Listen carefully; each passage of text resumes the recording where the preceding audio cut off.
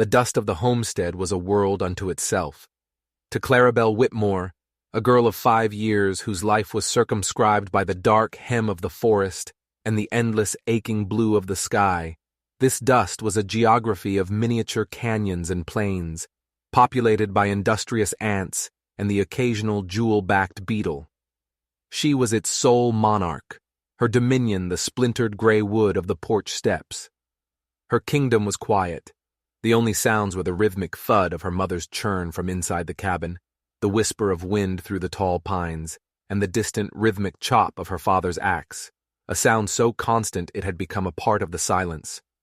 Loneliness was not a feeling she could name. It was simply the air she breathed, the texture of her days.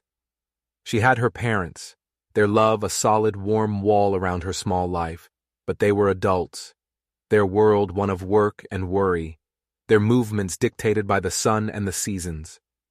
She rarely saw other children. The concept of another person her own size was as abstract and distant as the slick, illustrated figures in the single book Sarah read to her by candlelight. Her constant companion, clutched in one hand, was Rosie, a cloth doll sewn from scraps of her own outgrown dresses. Rosie's face was a simple cross-stitch of black thread, her yarn hair a fading yellow, but to Clarabelle, her expression held endless sympathy. Rosie understood the vastness of the quiet. Today, the quiet was different. The familiar rhythm of her father's axe had ceased, leaving a void that felt loud and unnerving. The wind seemed to hold its breath. Clarabelle looked up from her kingdom of dust, her gaze sweeping the tree line. The forest was a solid wall of green and shadow, a place of known dangers, bears, wolves, getting lost, but also of profound mystery. Her father had taught her its rules with a grave seriousness that settled deep in her bones. You do not wander. You do not make loud noises. You watch and you listen. It was this ingrained habit of listening that caught it first, a sound that did not belong. It was not the chitter of a squirrel or the cry of a hawk. It was thin and sharp, like a sliver of glass, a sound of pain that was quickly muffled, as if swallowed by the moss and damp earth. Clarabelle froze, her small body rigid. Rosie the doll was squeezed tight in her fist. She looked toward the cabin door, a silent question on her face, but her mother's churning continued, a steady, oblivious heartbeat. The sound came again, closer this time. A whimper. It was a sound she knew, a sound from a nightmare or a scraped knee. It was the sound of a child. Curiosity, a force more potent than the fear her father had so carefully instilled, began to pull at her. She stood, her bare feet silent on the sun-warmed porch boards. She glanced once more at the cabin, then took a step, then another, her movement a slow, drifting glide toward the forest's edge. The air grew cooler as she left the sun-drenched clearing of the homestead. The scent of pine needles and damp earth enveloped her. Each snapped twig underfoot sounded like a gunshot in the waiting silence. She moved with an unthinking stealth that was the birthright of any creature that lived on the frontier, her eyes scanning the dappled shadows. The whimpering was steady now, a low, hiccuping sob coming from a small, sun-dappled clearing just beyond the first thick stand of birch. Parting a curtain of ferns, Clarabelle saw her. A girl, perhaps a year or so older than herself, with skin the color of rich river clay and hair as black and sleek as a raven's wing. She was dressed in finely worked deerskin, adorned with intricate quillwork that Clarabelle's eyes registered with a sense of wonder. The girl was huddled at the base of an ancient oak, her small body trembling, one hand pressed to her ankle, which was scraped raw and bleeding. Her face, when she finally looked up, was a mask of terror, her dark eyes wide and shimmering with tears. For a moment, two worlds collided in absolute silence. The settler's daughter and the native child, face to face in a space that belonged to neither and both of them. The girl's fear was a palpable thing, a scent in the air like ozone before a storm. She flinched, trying to press herself into the rough bark of the tree as if she could disappear entirely. Clarabelle knew fear. She knew the shape of it in her father's eyes when he scanned the tree line at dusk, the feel of it in her mother's hand, squeezing hers a little too tightly. But the fear in this girl's face was different. It was a primal terror, the fear of a cornered animal. And beneath it, Clarabelle saw something else, something she recognized intimately, the stark, hollow shape of being utterly alone. Without thinking, without the complex filters of adult caution, Clarabelle acted. She held out her hand, the one clutching Rosie the doll. It was the only thing she had, her most prized treasure, a gift, an offering. She took a slow, deliberate step forward and then another. The other girl watched her, her breath catching in her throat, her sobs quieting into watchful tension. Clarabelle knelt in the moss, the damp seeping into the knees of her simple cotton dress. She didn't speak. She didn't know the words. Instead, she gently placed Rosie on the ground between them. The doll, with its stitched smile and faded yarn hair, lay in the patch of sunlight, a small, vibrant ambassador of peace. Clarabelle then looked at the girl's scraped ankle. With the slow, serious focus of a child mimicking her mother's care, she reached out and gently, so gently, brushed a piece of leaf debris away from the wound. Her touch was feather-light, hesitant. The girl, Ayanna, flinched, but did not pull away. Her wide, frightened eyes held Clarabelle's, and in that shared gaze, something shifted. The immense ancient wall of fear and mistrust that separated their two peoples developed a single, hairline crack. Ayanna's trembling slowly subsided. Her gaze dropped from Clarabelle's face to the doll lying on the moss. With a tentative, trembling hand, she reached out and touched Rosie's yarn hair. A single tear traced a clean path through the dirt on her cheek, but it was no longer a tear of fear. It was something else, something deeper and more complex, a seed of gratitude planted in the fertile ground of a child's simple, unburdened kindness. Ezra Whitmore wiped the sweat from his brow with the back of his forearm, the handle of the axe smooth and familiar in his grip. The ceasing of his labor left a ringing in his ears, a silence into which the smaller sounds of the forest began to seep. He scanned the perimeter of the clearing, a habit as ingrained as breathing. His eyes, honed by years of reading the subtle language of the wilderness, caught a flicker of movement where there should be none. A patch of calico blue from Clarabelle's dress, just inside the tree line. A cold knot tightened in his gut. "Clarabelle?" he called, his voice tight with controlled urgency. No answer. He dropped the axe, its head thudding softly into the wood of the chopping block, and moved toward the forest, his long strides eating up the ground. Sarah appeared at the cabin door, a dishcloth in her hands, her face etched with the same sudden fear. "Ezra, what is it?" she asked, her voice hushed. He didn't answer, just raised a hand to silence her as he reached the spot where he'd seen the flash of blue. He parted the same ferns his daughter had minutes before, and the scene that met his eyes stopped his heart. Clarabelle was kneeling before a native child, her small hand hovering near the girl's injured leg.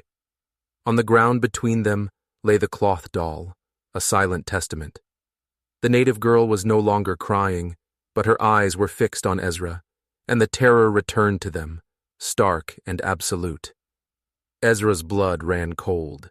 Every story, every warning, every whispered rumor of conflict and bloodshed crashed down on him. His first instinct was primal, to snatch Clarabelle, to run, to barricade the cabin door and pray the threat would pass. He was a frontiersman, cautious and honorable, but above all, he was a father. The line between caution and aggression was razor-thin in this land. He could feel Sarah come up behind him, her sharp intake of breath a mirror of his own shock. But where Ezra saw danger, a complex problem that could bring ruin upon them, Sarah saw something else first. She saw a lost child, bleeding and afraid. She saw her own daughter, acting not out of recklessness, but out of an empathy so pure it was breathtaking. "Ezra, wait," she whispered, her hand finding his arm, her grip firm, grounding. Her strength was a different kind from his. His was in his hands and his rifle, Hers was in her heart, a deep, unwavering well of compassion. Clarabelle, sensing their presence, looked over her shoulder. There was no fear in her eyes, only a simple, matter-of-fact concern.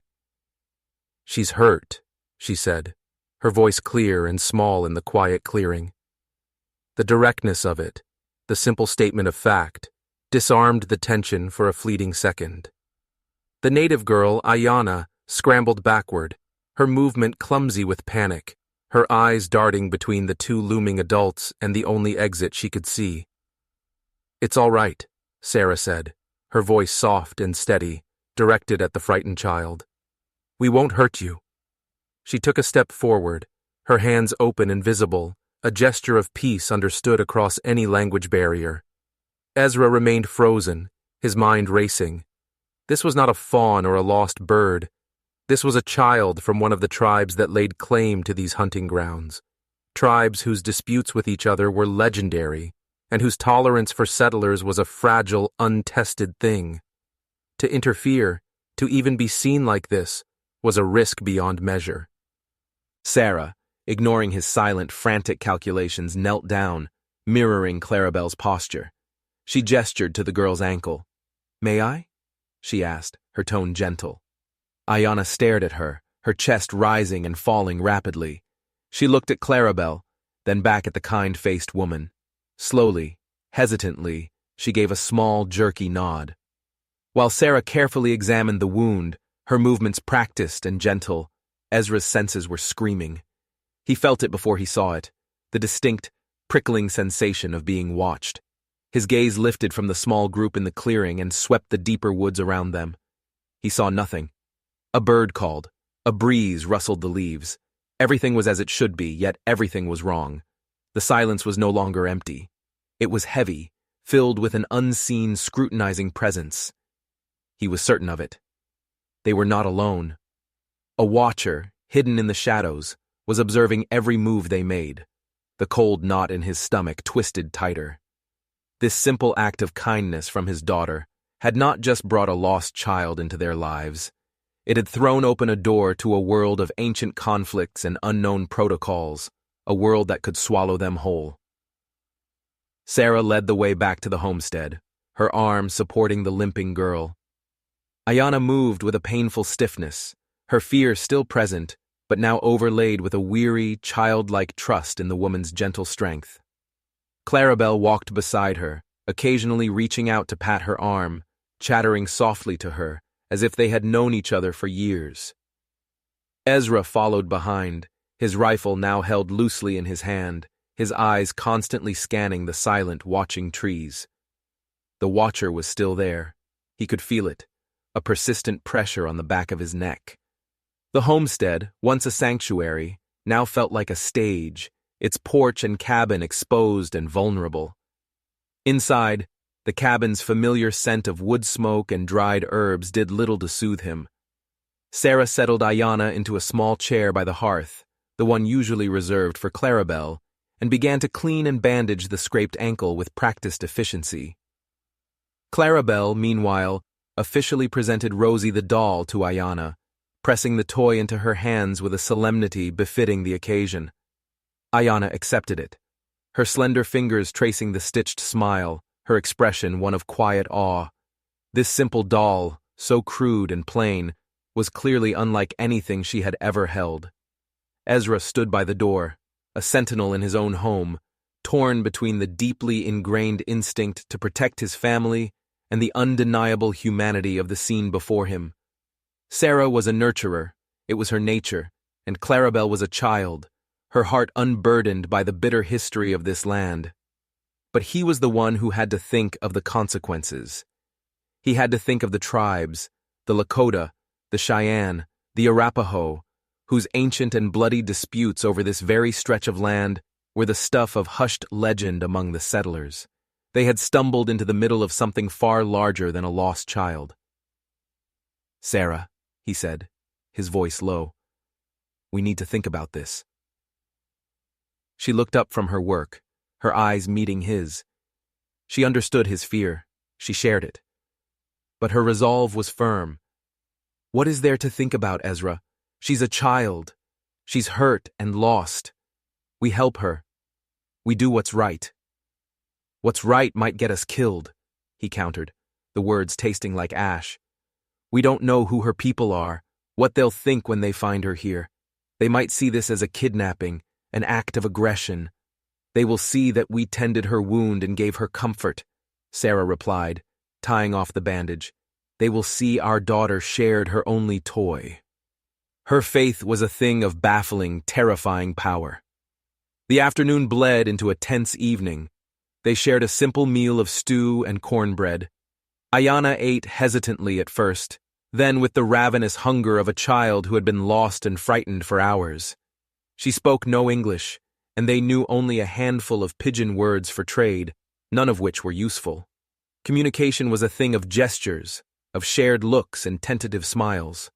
Clarabelle was the bridge, her innocent chatter filling the silence, her lack of a common language no barrier to her intent. After the meal, as dusk began to purple the sky, Ezra stepped onto the porch. The air was cool, the watcher's presence a persistent ghost. He did not have to wait long.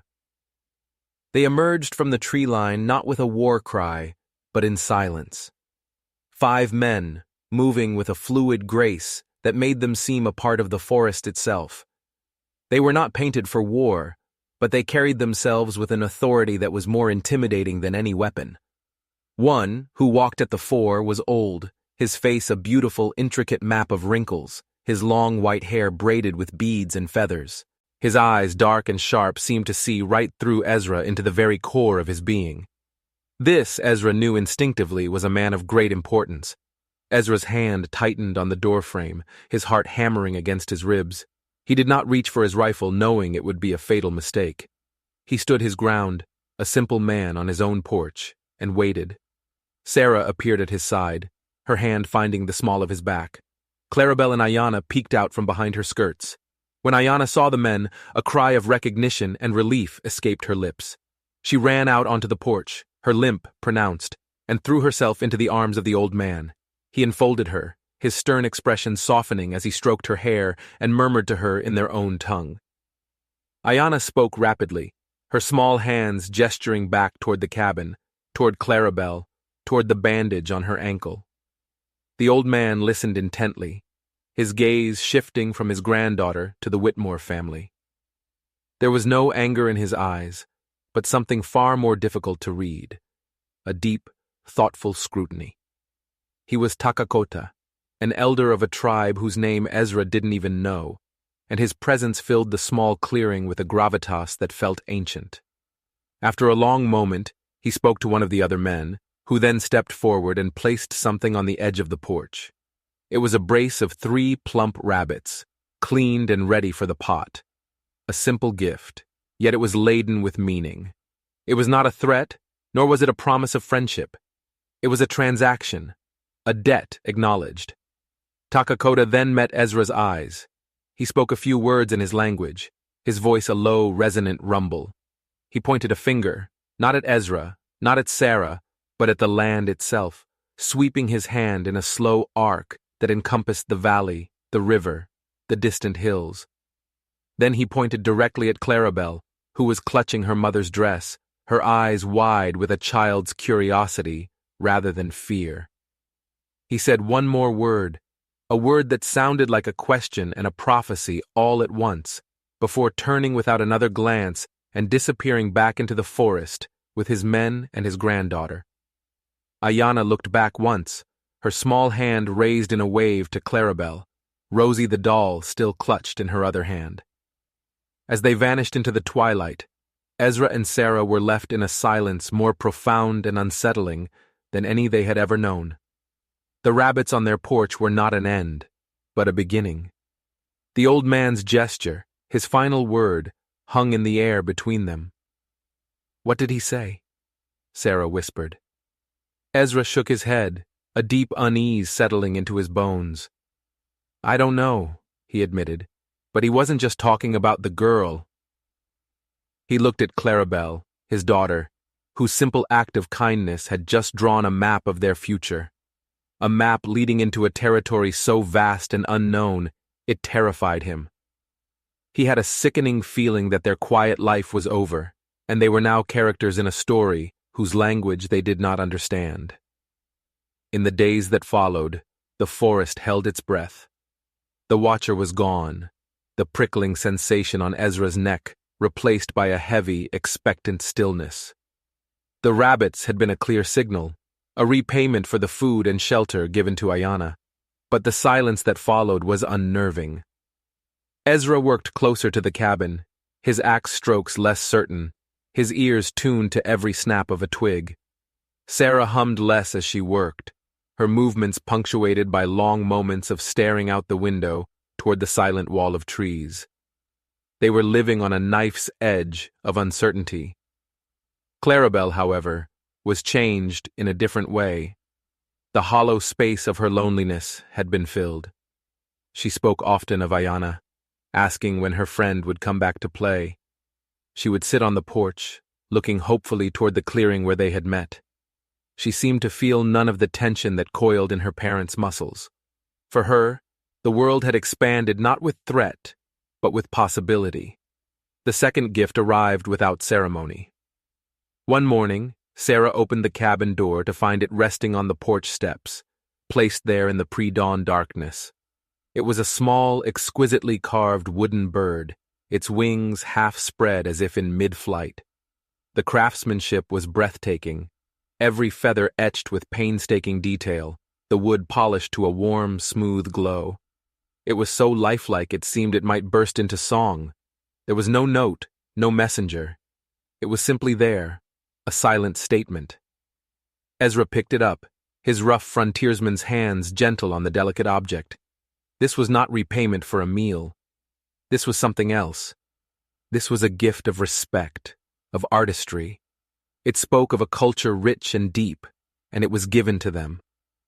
"It's for Clarabelle," Sarah said, her voice soft with awe. She knew it instinctively. The bird was a response to the doll, an exchange between children that had now been elevated to a formal adult level. That afternoon, Clarabelle sat on the porch, holding the bird, turning it over and over in her small hands. She was too young to understand its full cultural significance, but she understood beauty. She understood it was a treasure, a message from her friend. The fear in Ezra began to slowly transmute into a different kind of anxiety, the anxiety of obligation. These were not the actions of a hostile people. They were measured, deliberate, and deeply unsettling in their grace. What did they want? What was expected in return for such a thing? His cautious nature railed against the unknown, against being drawn into tribal affairs he couldn't comprehend. He and Sarah spoke of it in low voices after Clarabelle was asleep, their words circling the same unanswerable questions. His instinct was to retreat, to reinforce their isolation. Sarah's was to wait, to trust in the decency they had been shown. Their quiet homestead was no longer just a patch of cleared land. It was a point of contact, a nexus. The third gift confirmed it. It appeared a week later, in the same silent, mysterious fashion. This time it was a bracelet, laid carefully on the smoothed dirt of the path leading to the cabin. It was not a simple trinket. It was crafted from hammered silver and copper, inlaid with polished stones of turquoise and river agate. It was heavy, clearly an heirloom, an object of immense value and personal history. It was a woman's bracelet, sized for Sarah's wrist. Now the gift was for the mother, an acknowledgement of her role, of her gentle care for the lost child. Sarah slipped it onto her arm. The metal was cool against her skin, the weight of it both a comfort and a burden. It felt like a pact, a promise. It was an honor, she knew, but honors from powerful people often came with a heavy price. The gifts were a ladder, each rung leading them higher into a place they had never intended to go. First, a debt paid for food. Second, a gift of respect for the child. Third, a gift of honor for the mother. Ezra's unease grew with each offering. What, he wondered with a growing sense of dread, would be the gift for the father? He didn't have to wait long for the answer. 2 days later, as the sun began its descent, Takakota returned. This time he was not accompanied by warriors, but by two other elders, men whose faces were as creased and serious as his own. They did not stop at the edge of the clearing, but walked directly to the porch, their movements imbued with a solemn purpose. Ezra met them there, Sarah a step behind him, Clarabelle holding her mother's hand. The bracelet on Sarah's wrist glinted in the fading light. Takakota's eyes noted it with a slight, almost imperceptible nod. He did not carry a gift. His purpose today was not to give, but to speak. He began, his voice the low rumble of stones in a deep river. He spoke in his own language. But this time, one of the other elders translated, his English halting but clear. He spoke of the land. He told them that for generations, this valley, this river, these woods, the very ground their cabin stood upon, had been a source of blood and sorrow. It was a rich hunting ground that lay at the crossroads of the territories of three great tribes, his own, the Asante, and two others, the Oglala and the Sikangu. They were all one people, he explained, all Lakota, but old rivalries and disputes over this land had divided them, turning brothers against one another.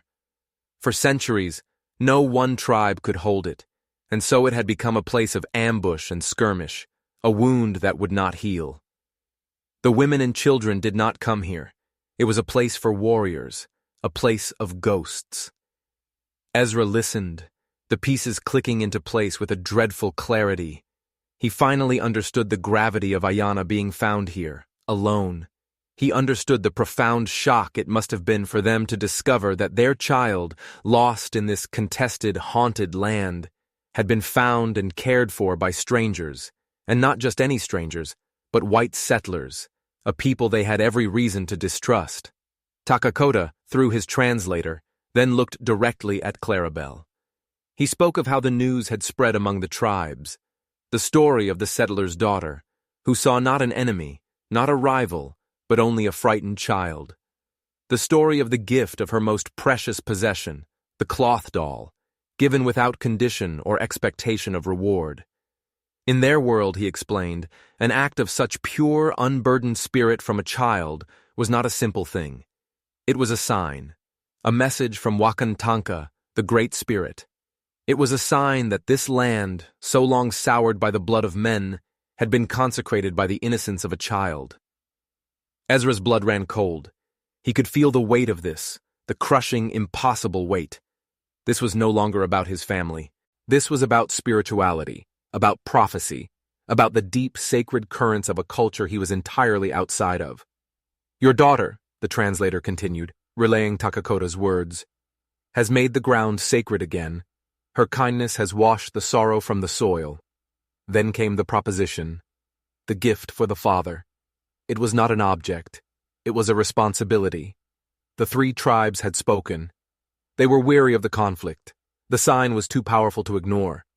They had decided that this piece of land, this homestead, would no longer belong to any one tribe. It would be a neutral place, a sanctuary where disputes could be settled with words instead of arrows, where families could meet without fear, a place of peace. And they were asking him, Ezra Whitmore, to be its guardian. They were not asking him to be a chief or a leader, but a keeper, a neutral witness. His home would become the center point, the anchor for this new peace. His family would be its wardens. The offer was overwhelming, terrifying. It was an honor so immense, it felt like a death sentence. To accept was to tie his family's fate to the fragile, volatile peace between three rival tribes. To refuse would be to reject a sacred sign, an insult so profound he could not begin to imagine the consequences. Takakota finished speaking. He looked at Ezra, his ancient eyes patient, knowing. We will return in 2 days, the translator said. At the sun's height, the elders from all three tribes will be with us. You will give us your answer then. Without another word, they turned and walked away, leaving Ezra and Sarah on their porch, bathed in the dying light of the sun, the world they had known shattered around them.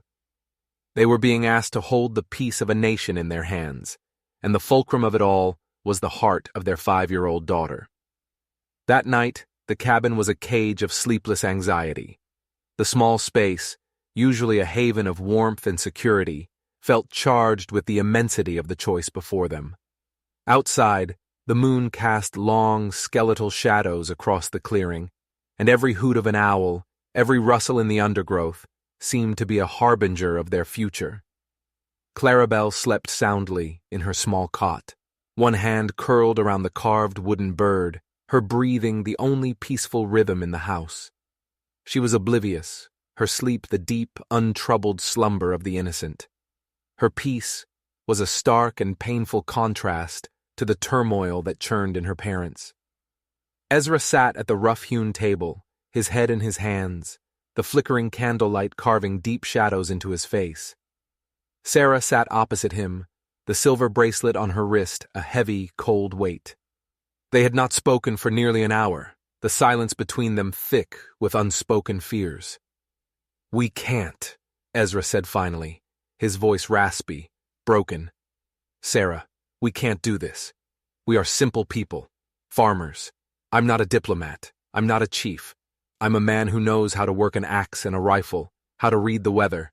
How can they ask this of us?" His words were a torrent of desperation. To be the guardians of a peace between three tribes that have been fighting for longer than our country has existed. It's madness. One broken promise, one hot-headed warrior, one misunderstanding, and we will be the first to die, and Clarabelle with us. The fear was a physical thing in the room, coiling in his gut. He saw visions of fire and bloodshed, of his family caught in the crossfire of a conflict he could not control or even comprehend. Their small homestead, their entire world, would become the very thing he had sought to escape by coming to the frontier. A battleground. "They see us as a symbol," he went on, his voice rising with a frantic edge. "They see Clarabelle as some kind of prophet. But she's just a little girl, Sarah. She was just being kind. She didn't know what she was doing. We can't let them build a treaty on the back of a child's impulse." Sarah listened, her gaze fixed on the sleeping form of their daughter. She felt the same fear. It was a cold serpent wrapped around her heart. Every protective instinct screamed at her to pack their wagon in the dead of night and flee, to run until this haunted valley was just a distant memory. But her fear was threaded with something else, something planted by the weight of the bracelet on her arm and the memory of Takakota's grave, respectful eyes. What if she did know what she was doing? She asked softly, her voice pulling Ezra from his spiral of panic. Not in the way we know things, with logic and calculation, but in the way a child knows. She saw a little girl who was hurt and scared, and she helped her. She didn't see an Isanti or an Oglala. She didn't see a stranger to be feared. She just saw another child. She looked at Ezra, her eyes pleading with him to see past his own terror. "What they are asking is impossible, Ezra. I know that. It's terrifying. But what if it's also a miracle? For generations, they said, this land has known nothing but blood. And then we came. And the first real contact they have with us is not an arrow or a gunshot, but our daughter, offering her doll." She rose and walked to the window, looking out at the moon-bleached clearing. Maybe they're right. Maybe her kindness did wash the sorrow from the soil. And maybe we have no right to say no, to refuse. What does that say to them? That our fear is greater than their hope, that a child's kindness means nothing in the world of men? Her words hung in the air, challenging his despair. He looked from his wife's strong silhouette to his daughter's peaceful face. He was caught in an impossible vice. His duty as a father was to protect his child from harm. But what was the greater harm? To accept this perilous responsibility, or to reject this fragile, miraculous chance for peace, and in doing so, teach his daughter that her greatest virtue, her pure, unconditional empathy, was a liability, a mistake to be feared and suppressed? "If we say yes," he whispered, the words feeling like stones in his mouth, "our lives are no longer our own. This home is no longer our own. We will live every day under their watch, their rules. We would be hostages to their peace." "Or we would be the heart of it," Sarah countered, turning back to face him, her expression resolute. Perhaps home isn't just a place you own, Ezra. Perhaps it's a place you build, a place you make safe for others. We came out here seeking a piece of land to call our own. What if we're being offered a chance to be part of the land itself? The debate raged between them for hours, a desperate seesaw of fear and hope. Every argument for staying was met with a terrifying reason to flee. Every glimmer of hope was shadowed by the immense potential for disaster. They were caught between two worlds, the one they knew, of simple survival and cautious isolation, and a new one they were being asked to help create, one of community, responsibility, and unimaginable risk. As dawn began to gray the eastern sky, no decision had been made. Exhausted, they fell into a tense silence. The choice remained, a heavy, unmovable stone in the center of their lives.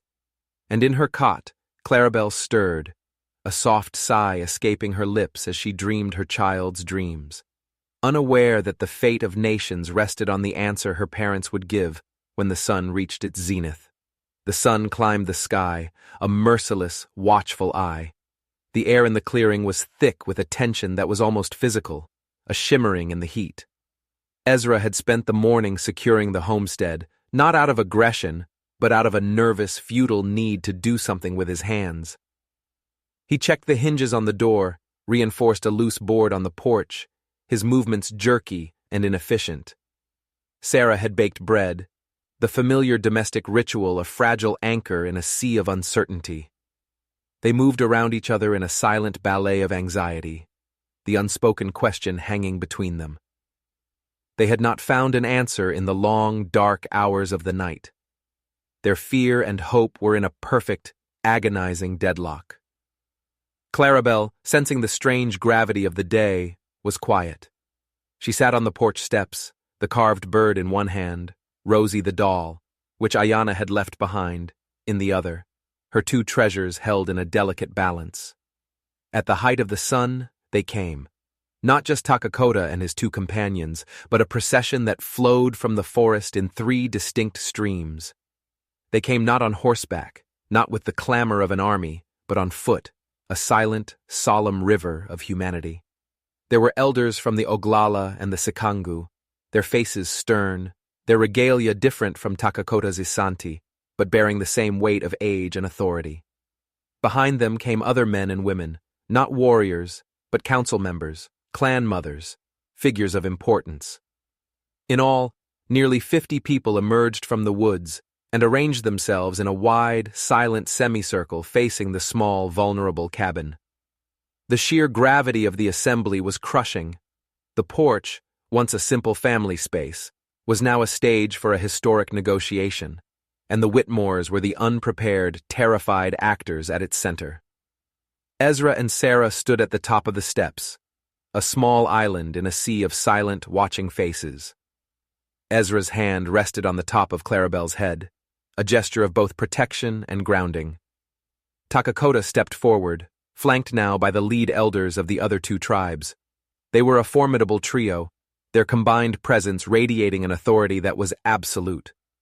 Takakota held a long, feathered staff, a symbol of his office. He began to speak, his voice carrying clearly in the still air, the same halting translator at his side. He did not repeat the offer. He spoke of the stakes. He spoke of the generations of their children who had grown up knowing this land only as a place of danger. He spoke of the mothers who had wept for sons lost in pointless skirmishes.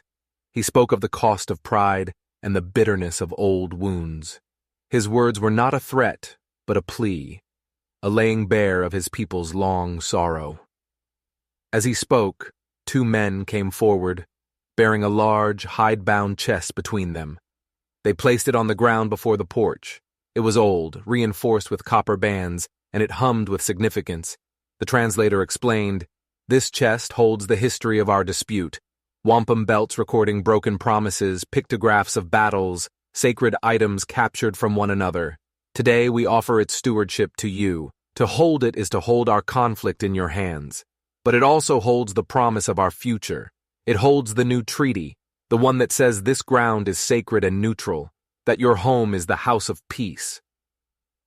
The pressure was unbearable. Ezra felt the sweat trickling down his back. His throat was dry. He looked at the sea of faces, at the ancient, powerful elders, at the chest that represented a century of bloodshed. All his fear, all his caution, all his instincts as a frontiersman who survived by remaining unseen and uninvolved, screamed at him to refuse. It was too much. They were not worthy. They were not capable. It was an honor that would break them. He looked at Sarah. Her face was pale, her knuckles white where she gripped the porch railing. He could see the same terror in her eyes. This was it, the moment of decision. He had to speak. He had to say no.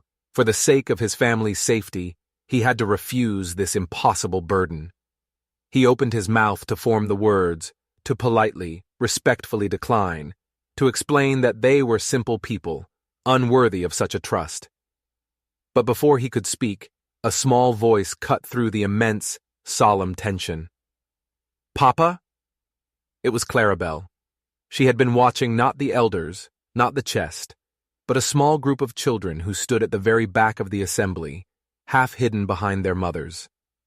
Among them, she had spotted a familiar face, Ayanna. Their eyes had met across the clearing. Ayanna looked as solemn and frightened as all the adults. Clarabelle tugged on Ezra's trousers to get his attention. "Papa?" she asked again, her voice clear and carrying in the silence, her child's logic cutting straight to the heart of the matter. "If you say yes, does that mean Ayanna won't have to be scared anymore? Does it mean the other children won't be scared to come here and play?" The question struck Ezra with the force of a physical blow. It was so simple, so pure. It sliced through the complex layers of adult fear, political calculation, and historical weight. It reframed the entire terrifying proposition. He wasn't being asked to be a diplomat or a judge. He was being asked to make a place where children wouldn't have to be scared. He looked down at his daughter, at her earnest, upturned face. He saw the wooden bird clutched in her hand. He looked at Sarah, and he saw the terror in her eyes replaced by a sudden, breathtaking clarity. A tear escaped and traced a path down her cheek. But like Ayanna's tear in the forest, it was not one of fear. It was a tear of release, of recognition. This was the answer. It had never been about them, about their capabilities or their fears. It had always been about the children. Clarabelle's question hadn't been a question. It had been a command. It had been the reason. In that moment, the choice was no longer a choice. It was an obligation. It was the only path forward. Ezra straightened his shoulders. He looked out over the assembly, not at the elders, but at the faces of the women and the children in the back. He met Takakota's gaze, and for the first time, he did not feel fear, but a sense of profound, terrifying purpose. He took a deep breath. "Yes," he said, his voice steady and strong. "We accept." A collective sigh seemed to pass through the crowd, a release of tension held for generations. Takakota raised his staff, a slow, deliberate movement, and on the small porch of a settler's cabin, in the heart of a once disputed land, a new history began, not with the signing of a document, but with a father's promise to his daughter. The years that followed were etched into the land itself. Peace was not a destination they had arrived at, but a road they built one day, one conversation, one splinter and scar at a time. The first year was the hardest. The trust was a fragile sapling in a storm. Ezra and Sarah had to learn everything: the languages, a complex tapestry of dialects, the customs, a labyrinth of ancient protocols, the names and lineages, a history as deep as the forest. The ceremonial chest sat in their small cabin, a constant, heavy reminder of their responsibility. Ezra, the cautious frontiersman, became a student of men. He learned to listen more than he spoke, to read the silence between words, to understand that honor was a currency more valuable than any gold. Sarah, the nurturer, found her strength expanding beyond her own family. Her empathy became a bridge. She learned the medicinal properties of new plants from the clan mothers, and she taught them how to use her iron pots and sewing needles. Her kitchen, once meant for one family, often fed 20, the smell of her bread mingling with that of roasting venison and squash. The homestead itself transformed. Another room was added to the cabin, built with the help of men from all three tribes. A large, open-sided shelter was erected near the clearing, its roof supported by pillars carved with the symbols of the Asante, Oglala, and Sikangu. The porch was widened, the steps broadened, no longer a barrier, but an invitation. The land around them began to heal. The ghostly silence of the contested territory was replaced by the sounds of life. Children's laughter echoed from the clearing where Clarabelle and Ayana first met. The sons of old enemies learned to hunt together, their fathers sitting on the Whitmore's porch, sharing a pipe and working through a dispute over a stray horse or a prime fishing spot. Clarabelle grew with the peace. She and Ayana were inseparable, their friendship the bedrock on which everything else was built. They moved between the worlds of the cabin and the camp with an easy grace, their hearts bilingual. Clarabelle learned the stories of the stars from the elders and taught Ayana the strange, angular letters in her mother's book. She was no longer just the Whitmore's daughter. She was Chankpe Opi Wakan Win, the woman of the sacred wound, a name given to her in honor of Ayana's small scrape, the wound that had started it all. But to everyone, she was simply Clarabelle, the girl whose heart had been big enough to hold them all. The years spun on. The sapling of peace grew into a mighty oak, its roots sunk deep into the consecrated ground. The Whitmore homestead became known simply as Oi Luta, the place of peace. It was a beacon, a testament to what was possible. Ezra's hair turned the color of snow, the lines on his face no longer etched by caution, but by wisdom. Sarah's strength became legendary, her quiet counsel sought by men and women alike. They had not just survived, they had flourished, their lives woven so tightly into the fabric of the tribes that they could no longer imagine a world apart. One late summer afternoon, nearly 25 years after the elders had first come to their porch, a grown Clarabelle sat on those same familiar steps. She was a woman now, her face bearing the quiet confidence of someone who knows exactly who she is and where she belongs. In her hands, she turned the small wooden bird, its polished surface worn smooth by a lifetime of touch. Before her, the clearing was filled with people, children of all three tribes, and even a few from new settler families who had been welcomed into the valley, played a raucous game, their laughter a rich melody. On the expanded porch, her father, Ezra, sat with Takakota, both of them ancient now, their conversation a comfortable, rambling river of shared memories. Her mother was helping a young woman bind a splint on a boy's arm, her movements as gentle and sure as they had been for Ayana so many years ago. Ayana herself stood nearby, a respected leader among her people, her infant son asleep in a cradleboard on her back. She caught Clarabelle's eye and smiled, a smile that held a quarter-century of shared history. The simple act of friendship between two small girls had blossomed into a generational peace, a peace that felt as solid and real as the mountains that ringed the valley. It had not been easy. It had been earned through patience, sacrifice, and 1,000 small acts of faith. The world beyond their valley was still full of conflict and fear, but here, in this small pocket of the world, they had built something different. They had built a home. Clarabelle looked from the playing children to her aging parents, to her friend, and felt a profound, bone-deep sense of peace. It was not a quiet peace, but a vibrant, living one, filled with the sounds of a community that had chosen hope over fear. She clutched the small wooden bird, a reminder that the greatest changes often have the smallest beginnings, and that sometimes, the only thing required to heal a wounded world is the pure, unconditional kindness of a child. Love and understanding, she knew, were not things that were simply given. They were built, one splinter, one scar, one shared story at a time, and this place, this hard-earned peace, was their cathedral,